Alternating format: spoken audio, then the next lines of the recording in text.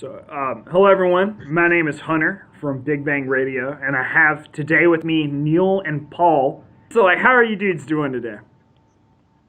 Tired. We've been driving in traffic for the past 4. I mean, I guess it wasn't that bad. It's been good. It's been chill. Yeah. We sang to Green Day Dookie earlier. The whole album. We're belting that whole album. The entire album. We're good. Yeah. We're over at the Launch Music Conference in Lancaster, PA. Okay. It's our 4th time doing it. It's beautiful here. The weather's great. No complaints. Right. So are you guys going to be performing at that whole deal, or? Yeah, we're going to be performing and talking to some of the younger musicians, and also Eric, who is our guitarist, who hasn't gotten here yet. He's got a couple things tied up at home. He's going to be speaking on the panel because he was actually the engineer on the Under Oath record. Okay. So that should be exciting. So noon tomorrow, he's going to do a big panel discussion with the band and himself. So pretty stoked. So you guys are based in Baltimore, right? Right. Yeah, like the Baltimore, like a 95. Hey, have you ever heard of Beltsville, Maryland? No. Then we're from Baltimore. You're from Baltimore? All right, cool. I understand that.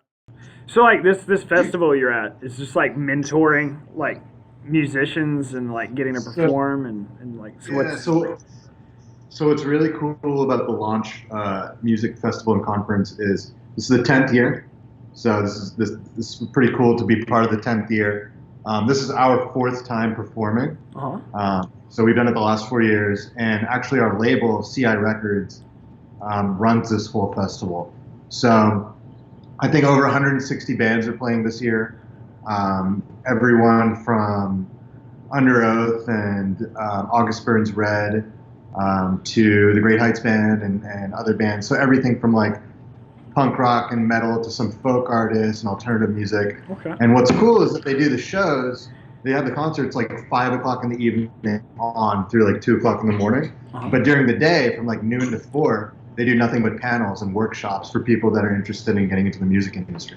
Oh, that's what's up. So it's it's a music conference, but with a festival attached to the very end. So every day is a conference, and then at the end you have a party, and you can go meet other musicians, and essentially Launch just descends upon all of Lancaster, and the different bars and restaurants participate all become venues, and people play in the streets, and you meet some really dope people who are just just trying to increase their network, and it's been a great thing for us. It's been awesome to be able to be a part of it. It's a really great way to make new friends, network, play a rock and roll show. It's kind of like our home away from home at this point. We played Lancaster now probably 10 times. Everything from a small little room underneath the Chameleon Club, it's called the Lizard Lounge, which is probably a 60 cap venue, to the Chameleon Club itself. A couple of years ago, we were direct support to Andrew WK for a show there. So we love it here. It's just a beautiful, small, little quaint town. So it almost sounds like PAX for musicians. Like a. They, oh yeah. Yeah. It's like PAX. Yeah, PAX. Yeah, it's like PAX for. Okay, I get it. That's awesome. PAX. Yeah, like the game show. I don't know. I play a lot of video games. I have a question. I'm holding here your album. Oh wow, that's cool. Yeah. Yeah, we made that thing. Yeah, dude. I'm fascinated by the art on the front of this thing. Yeah. I know. If you want to look her up, Kay Campagna is actually one of my best friends, and she did the album art. We didn't know what we wanted to do. We just knew we wanted to do weird stuff, and I've known Kate little over a decade now, and she is honestly one of my best friends. And I was like, if we're going to go weird and we're going to go dark, I'm going to get Kate to do it. So that actually was not. We didn't do that digitally. That is actually a piece of art that she possesses, that she put together just for this record. And then we overlaid the Great Heights Band stuff, but that is a piece that you could purchase if you wanted to. But her Instagram name is No Kitten Heels. Dude. You want to look her up, but yeah, we were so stoked on the. Yeah, she did an awesome job. And then as far as the layout goes, just making it come together for the actual CD or for the vinyl, Andrew Zell did that part of it, and he works for CI Records, and then the band did the layout for the front cover. So we took her art and then added our logo and added that retro style stereo experience thing at the bottom. No, So it's definitely a team effort. I was going to mention that, by the way. I love that it says a radical experience presented in stereo. I don't know why that makes me smile every time I read it. This is our second album, and we wanted to put it out on vinyl. And I think one of the best parts of vinyl is, first of all, it's bigger. You get to hold it up, you get to look at it, you get to like check out the artwork. It's a big part of the experience for people.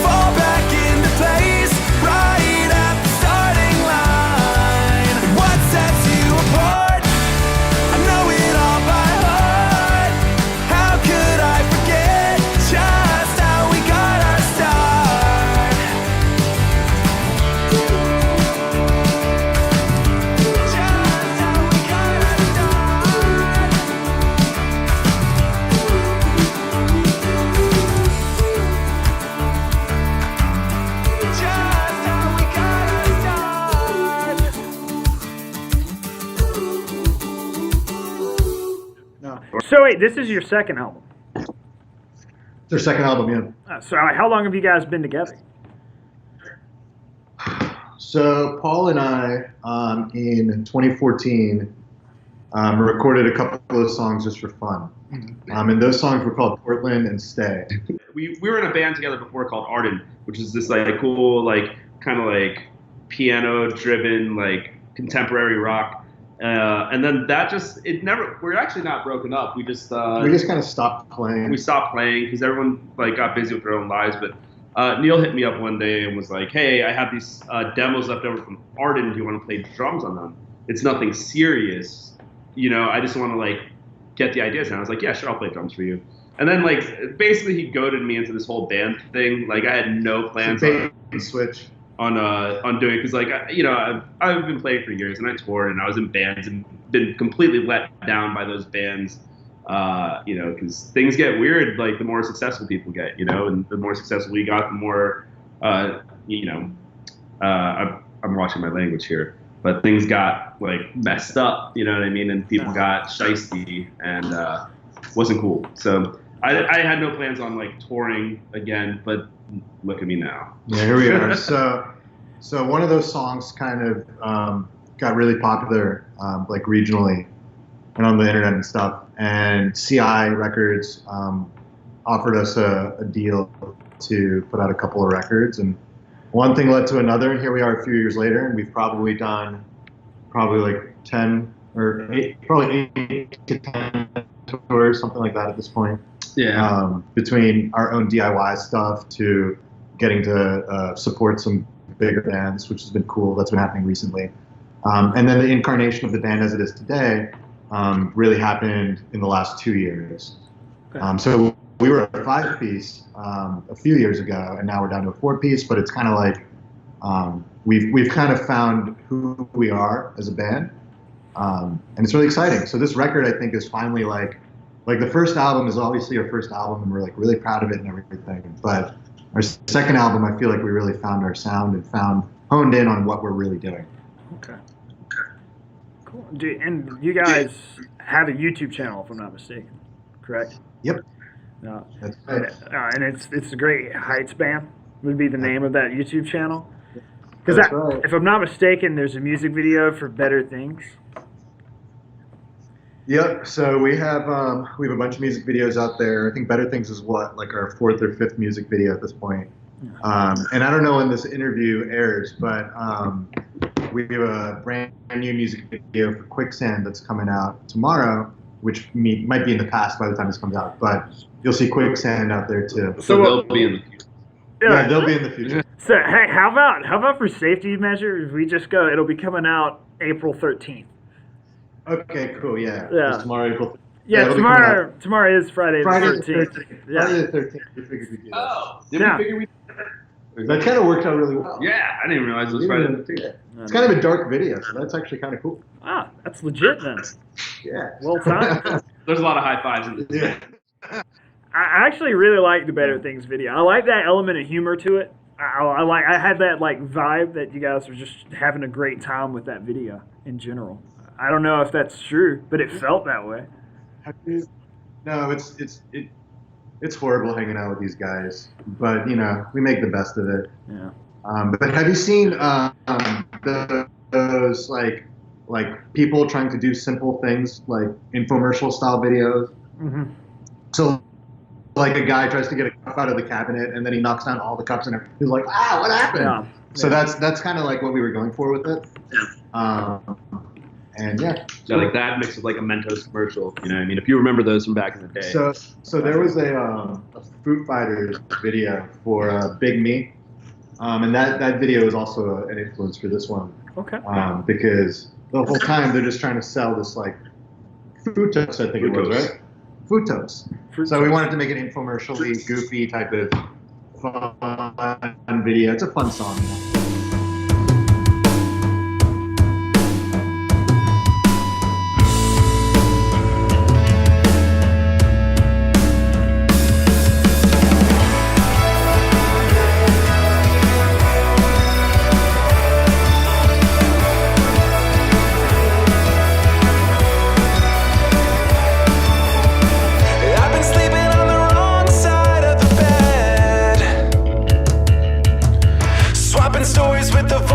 I hear in my head, 'cause I'm sick and I'm tired, always uninspired.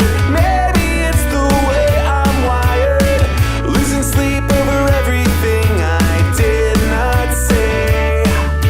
Nothing's as intimidating as empty pages when all the phrases won't come out. And everybody's telling me that I'm in over my head.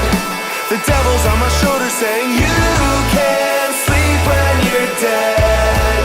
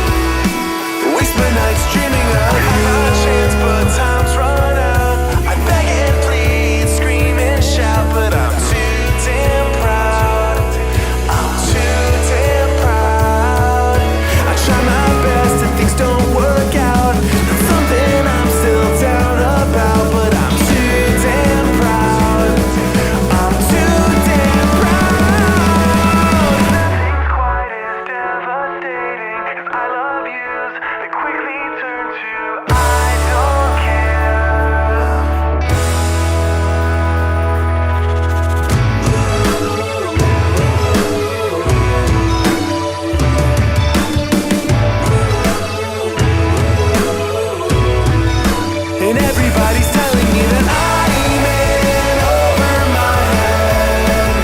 The devil's on my shoulder saying you can't sleep when you're dead. 'Cause I've got better things to do than waste my nights dreaming of you. But all you ever tell me, all you ever tell me is you can't sleep when you're dead. Falling backwards.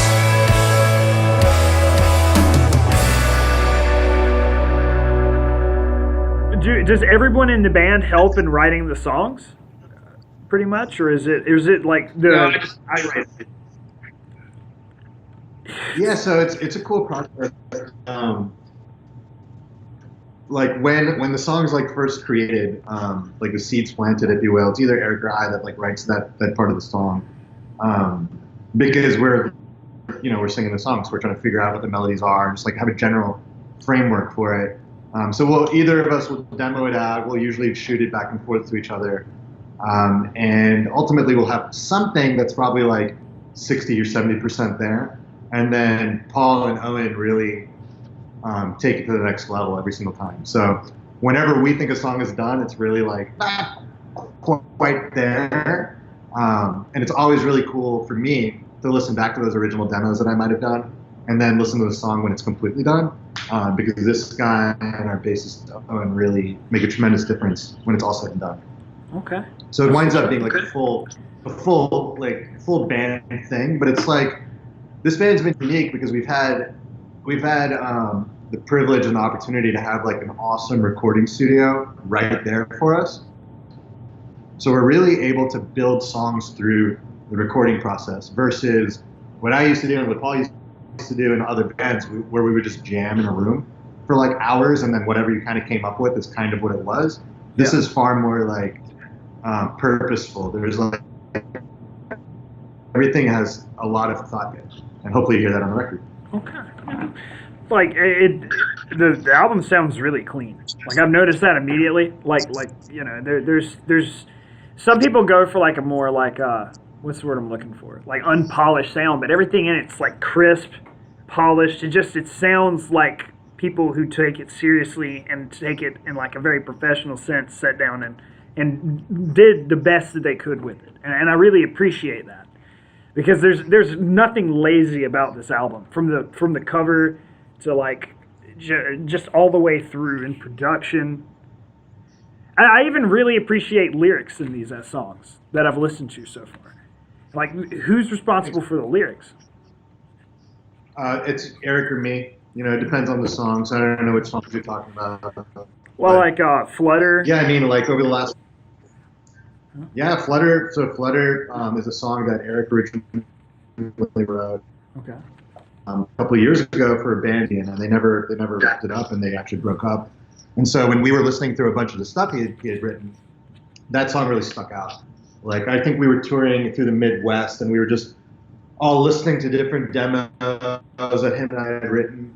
And I remember Owen was like, "Yo, this song, we have to work on this song." And so we took that demo, Eric and I, and we like really took it apart, and we said, "Okay, what is this really about? What are we trying to express? And how do we want to say it? And then how does it sing? And so I'm glad you did that one. That one's all about like social media and sort of the way people present themselves on the internet in a really kind of disingenuous kind of way. And so that's what we tried to capture there. Dude, like I have noticed that a lot. It's like people are so busy trying to capture the image of a perfect life that they don't live, and I think that's silly in its own way. Exactly. Yeah, man. But like, exactly. Like personally, like what would be, and this is a very specific question, but I'm a huge lyric fan. Like I love lyrics deeply. I would say like for you personally, like who is your biggest lyrical inspiration? Ben Gibbard. We called that. Ben Gibbard, yeah, with Death Cab for Cutie and the Postal Service. That's when I got into that more like indie rock emo type of stuff. I had just come out of a major phase of like nothing but punk rock and like songs that are like well written, but they're not. There isn't a lot of depth to them. And the way he is able to say certain things is just really unique and interesting. And I've noticed in his songwriting there's a lot of patterns in words he uses over and over again, or metaphors he'll use over and over again. So like he'll use the phrase "open door" a lot because in his earlier writing it seems like he was afraid of commitments and things like that in relationships, and so he always wanted an open door. So I just think that's really beautiful. And so in my own writing, I'm trying to build my own type of sort of whatever that is, that backwards of a theme throughout all our music. Okay. It's like a theme, but like you're trying to cultivate it to like this original idea too. So it's like there's its own identity to it. Yeah. And that can be hard to do because it's really easy to find something you like that isn't necessarily like completely from like you originally, but it's something that you really like and you really want to make your own, and you just get caught in that. And that's I mean that happens from time to time. Yeah.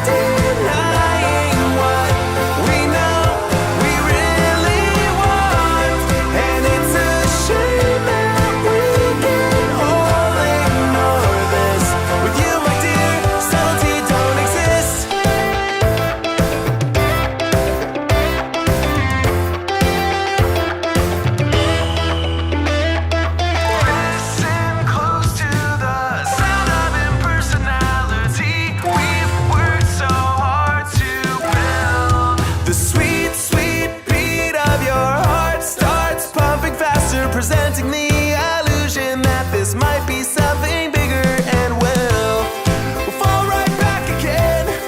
We'll fall right back again into the same four letters. We don't know any better. We'll fall right back again. We'll fall right back again into we make a habit of denying what we know.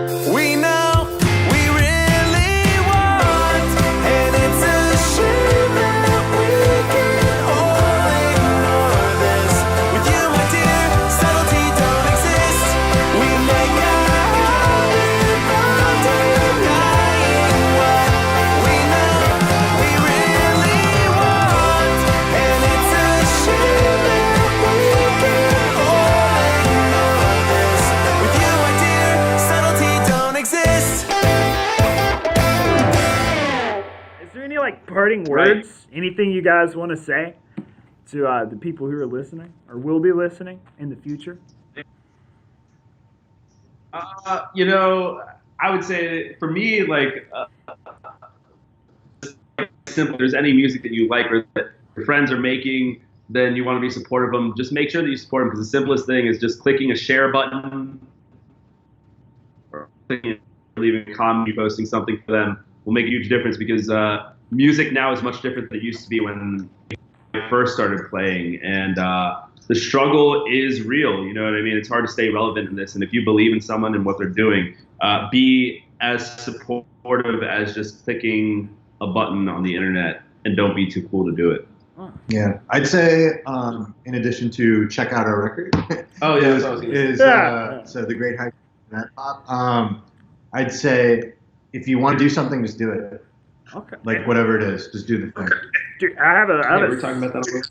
I have a second question. So you guys have the YouTube channel, and that's the Great Heights Band on YouTube.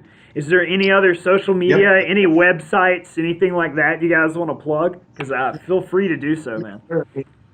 Thanks, man. Yeah, I mean, we're on all the standard socials, Facebook, Twitter, all that good stuff. If you go to our website, thegreatheightsband.com, you can buy the record. It really goes a long way. Be sure to check out Rad-Pop coming out on April 20th. And if you like it, pick up a copy. We have these Northeast tour dates coming up, so we're playing DC, Baltimore, Philly, New York City, Long Island, and other places. And then we're announcing West Coast tour dates. So we'll be flying into Vegas, playing Vegas, going down to Phoenix, over to LA, San Diego, and then all the way up to Seattle. It's our first West Coast tour, so if you're on the West Coast, come say what up. All right. Most definitely, man. It's been a pleasure talking to you. You're back, though. So. Yeah, man, likewise.